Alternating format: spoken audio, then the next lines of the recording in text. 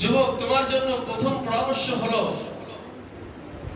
তোমার যদি গুনাহ করতে ইচ্ছাই হয়, যদি গুনাহ করতে মনেই চাই, তাহলে আল্লাহ তাআলার দৃষ্টির বাহিরে গিয়ে গুনাহ করো।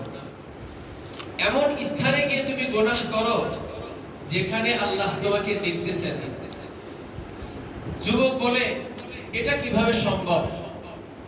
কারণ আমি যেখানেই যাই, যে অবস্থায় থাকি না কেন, প্রত্যেকটা অবস্থা, প্রত্যেকটা সেকেন্ড আল্লাহ পাক আমার দিকে নজরদারি করতেছে। এটা তো সম্ভব না। এবার ইবনে আদহাম রাহমাতুল্লাহি আলাইহি যুবককে বলতেছেন, তাহলে তোমাকে আরেকটা পরামর্শ দিই। সেটা হলো, যদি তোমার গুনাহ করতে ইচ্ছাই হয়, তাহলে তুমি আল্লাহর রিজিক খাওয়া বন্ধ করে দাও। কারণ আমি আপনি যা খাইতেছি, যা ভোগ করতেছি, এইগুলো সবই তো আল্লাহর পক্ষ থেকে দেওয়া আমাদের রিজিক।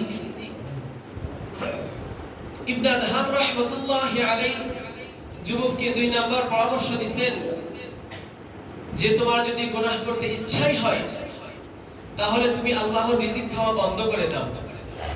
তাহলে কি হবে? তুমি আল্লাহকে বলবা, আল্লাহ, আমি তোমারটা খাইও নাই, আমি তোমার কথাও শুনি নাই, সুতরাং তোমাকে কোনো প্রশ্নবিদ্ধ করতে পারবে না।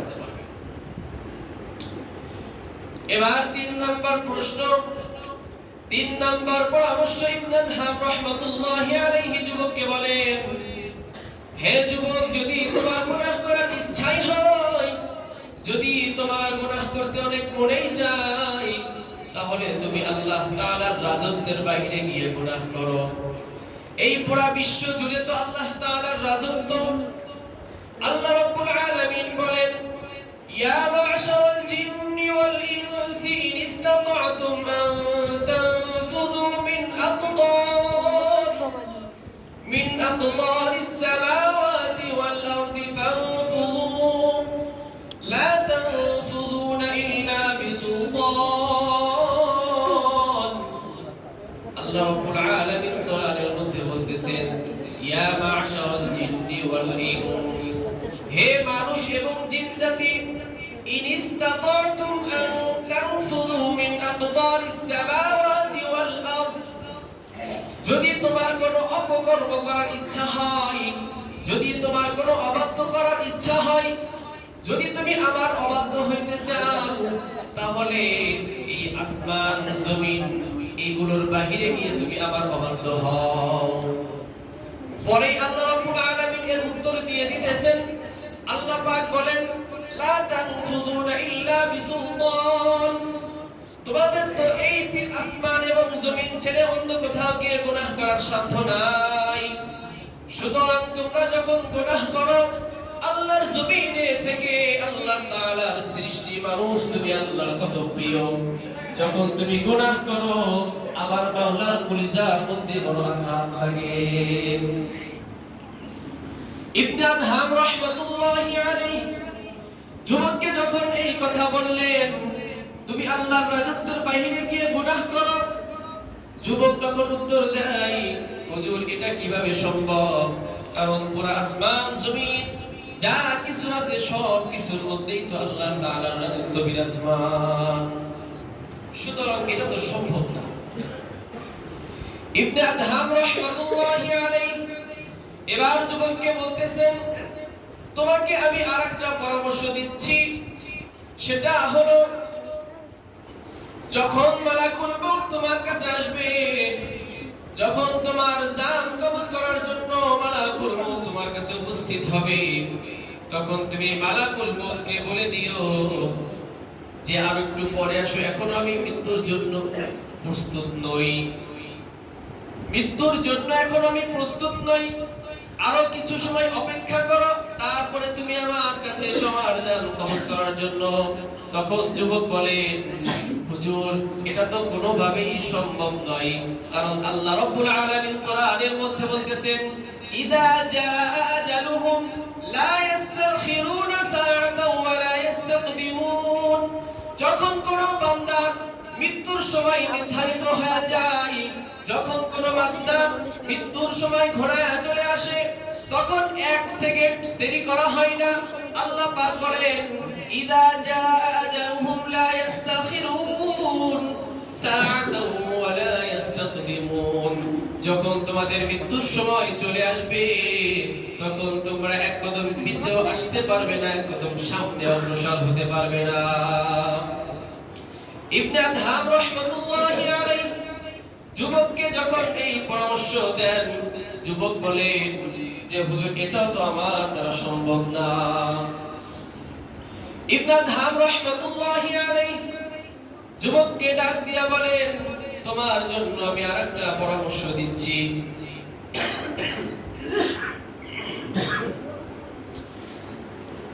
তোমার যদি গুনাহ করার ইচ্ছা হয়, যদি তুমি গুনাহ করতে চাও, তাহলে মুনকার নেকি যখন তোমার কবরের মধ্যে আসবে, যখন তোমাকে কবরের মধ্যে দাফন করা হবে, দাফন করার পর সবাই যখন সেখান থেকে চলে আসবে, আসার পরে মুনকার নেকি যখন সওয়াল জবাব করার জন্য তোমার কবরে আসবে, তখন তাদেরকে বলে দিও যে অনুমতি ছাড়া কেন তুমি এখানে প্রবেশ করেছো। যুবককে যখন এই কথা বলে, যুবক বলে এটা আমার দ্বারা সম্ভব নয়। এবার শেষ পরামর্শ হিসেবে ইবনে আদহাম রাহমাতুল্লাহি আলাইহি যুবককে বলতেছেন শেষ পরামর্শ হিসেবে তোমাকে আমি আরেকটা পরামর্শ দিচ্ছি, সেটা হলো যদি তোমার গুনাহ করার ইচ্ছাই হয় তাহলে কিয়ামতের ময়দানে আল্লাহ রাব্বুল আলামিন যখন আমলনামাকে হাতে দিবেন, আমলনামাকে হাতে দেওয়ার পর জাহান্নামীদের জাহান্নাম ফয়সালা হয়ে যাবে। যদি তোমার ব্যাপারে জাহান্নামের ফয়সালা হয়ে যায়, ফেরেশতারা যখন তোমাকে টেনে হিঁচড়ে জাহান্নামে নিয়ে যাবে, তখন তুমি খিট্টি মেরে দাঁড়িয়ে থাকবে, বলবে যে আমি যাব না, আমাকে ছেড়ে দাও। ফেরেশতাদেরকে এইভাবে বললো তুমি। তখন যুবক বলতেছেন হুজুর আপনি কেমন পরামর্শ দিলেন আমাকে, ফেরেশতাদেরকে আমি এই কথা বলবো, কিভাবে বলবো? সেই মর্যাদা সেই সম্মান কি আমার আছে তাদের সামনে? সেই ক্ষমতা কি আমার আছে? এবার ইবনে আদহাম রাহমাতুল্লাহি আলাইহি কত সুন্দর করে তাকে বুঝিয়ে দিলেন। এবার ইবনে আদহাম বলতেছেন হে যুবক, যদি তোমার কোনো কিছু করার ক্ষমতাই না থাকে, যদি তোমার কোনো সম্মানই না থাকে, যদি তোমার কোনো মর্যাদাই না থাকে, তাহলে তুমি রব্বে কারীমের গুনাহ কিভাবে করতে চাও? তার মর্যাদার সামনে কিভাবে তুমি গুনাহ করতে চাও? যখন এই কথাগুলো বললেন, যুবকের বুঝতে আর বাকি রইল না। সাথে সাথে যুবক ইবনে আদহাম রাহমাতুল্লাহি আলাইহিকে বললেন হুজুর আজ থেকে আমি তওবা করলাম, আর জিন্দেগিতে কখনো আল্লাহ রাব্বুল আলামিনের অবাধ্য হব না। আল্লাহু আকবার। কি সুন্দর করে তাকে বুঝাইলেন, আর কি সুন্দর সে বুঝেও গেল। মুহতারাম হাজিরিন, আমি আপনি মনে করি যে আমি তো গুনাহ করছি, আমার তো কোনো কিছুই হচ্ছে না। প্রত্যেকটা গুনাহের মধ্যে আল্লাহ রাব্বুল আলামিন পেরেশানি আর অশান্তিকে নিযুক্ত করে দেন। আপনি গুনাহ করবেন আর পেরেশানির মধ্যে পড়বেন না, এটা কোশ্চিন কালেও সম্ভব না। গুনাহ করবেন তো পেরেশানির মধ্যে অবশ্যই অবশ্যই পড়বেনই পড়বেন। আমি আপনি নিজে নিজে চিন্তা করি, বর্তমানে এই অবস্থায় আমি যে পেরেশানির মধ্যে ভুগতেছি, যে অবস্থার মধ্যে আছি, এটা কি কারণে হয়েছে? আমরা এখানে যে মানুষগুলো আছি, কেউ কি পেরেশানি ছাড়া আছি? কারোর পারিবারিক পেরেশানি আছে, কারোর সামাজিক পেরেশানি আছে, কারোর ছেলেমেয়ের ব্যাপারে পেরেশানি আছে, কারোর রিজিকের ব্যাপারে পেরেশানি আছে। প্রত্যেকটা মানুষের একটা না একটা পেরেশানি আছেই আছে, কেউ পেরেশানি থেকে মুক্ত নয়। এবার জরিপ করেন, আমি আপনি যে পেরেশানির মধ্যে ভুগতেছি, এটা কেন হইতেছে, কি কারণে হইতেছে? আপনি কারণটা খুঁজে বের করেন। যদি কারণটা খুঁজে বের করতে পারেন, তাহলে আপনি এখন থেকে আল্লাহর অবাধ্য ছেড়ে দিবেন। অনেক বড় বড় বুফ রেস্টুরেন্ট যেগুলো আছে সেগুলোতে দেখবেন খাবারের অনেক আইটেম থাকে, এক একটা পাত্রের মধ্যে এক একটা খাবারের ব্যবস্থা থাকে, এবং যেহেতু লম্বা সময় সেখানে অবস্থান করা হয় সেজন্য ওই খাবারগুলো যেন ঠান্ডা না হয়ে যায় সেজন্য কি করে ওই পাত্রের নিচে সামান্য আগুন জ্বালিয়ে দেয় যাতে করে সেই খাবারটা গরম থাকে, ঠান্ডা না হয়ে যায়। ঠিক তেমনি ভাবে আমি আপনি যখন গুনাহ করি আল্লাহ পাক অশান্তির বাতিকে জ্বালায় দেন, অশান্তির বাতি প্রজ্বলিত করে দেন, গুনাহ না ছাড়া পর্যন্ত এই আগুন নিভবে না, এই প্রেসারের আগুন জ্বলতেই থাকবে। যখন আমি আপনি খাঁটি দিলে তওবা করব, আল্লাহর অবাধ্য ছেড়ে দিব, তখনই আল্লাহ রাব্বুল আলামিন ওই প্রেসারের আগুনকে নিভায়া দিবেন।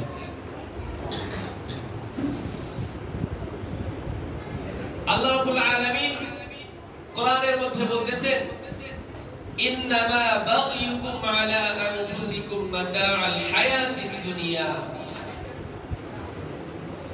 গুনাহের পরিণতি কেমন হয়, গুনাহের ফলাফলটা কেমন হয়, সেই কথাই আল্লাহ এই আয়াতের মধ্যে বলতেছেন, ইন্নামা বাগয়ুকুম আলা আনফুসিকুম মাতাআল হায়াতিদ দুনিয়া। আমি আপনি গুনাহ করছি, আমার আপনার দ্বারা গুনাহ সংগঠিত হচ্ছে, এর প্রভাব, এর ফলাফল নিজের উপরেই বর্তাবে। কিভাবে নিজের উপরে বর্তাবে?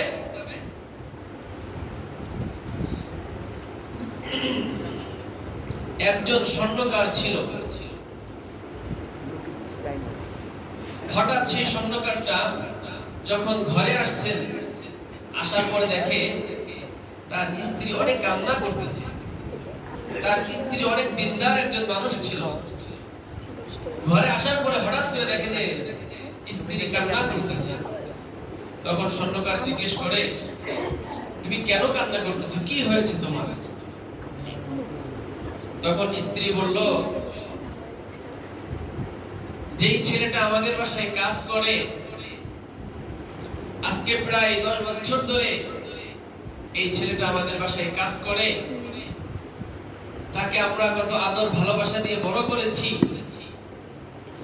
সে আজকে যখন বাজার দিয়ে আসতেছিল, বাজার দিয়ে আসার পরে ঘরে যখন ঢুকছে, আমার কাছে বাজারটা দেওয়ার সময় আমার হাতের মধ্যে জোরে একটা চাপ দিছে এবং কুদৃষ্টিতে আমার দিকে তাকিয়েছে। স্ত্রী যেহেতু ছিল অনেক নেককার, অনেক পরহেজগার মানুষ, এজন্য তার হাত ধরে চাপ দিছে, তার দিকে কুদৃষ্টিতে তাকিয়েছেন। এই জিনিসটা তার গায়রতে লেগেছে, তার প্র্যাকটিসে লেগেছে জিনিসটা। সে বলতেছে, আজকে আমরা 10টা বছর ধরে এই ছেলেটাকে লালন পালন করলাম, অথচ সে আজকে আমার সাথে এরকম আচরণটা কিভাবে করলো?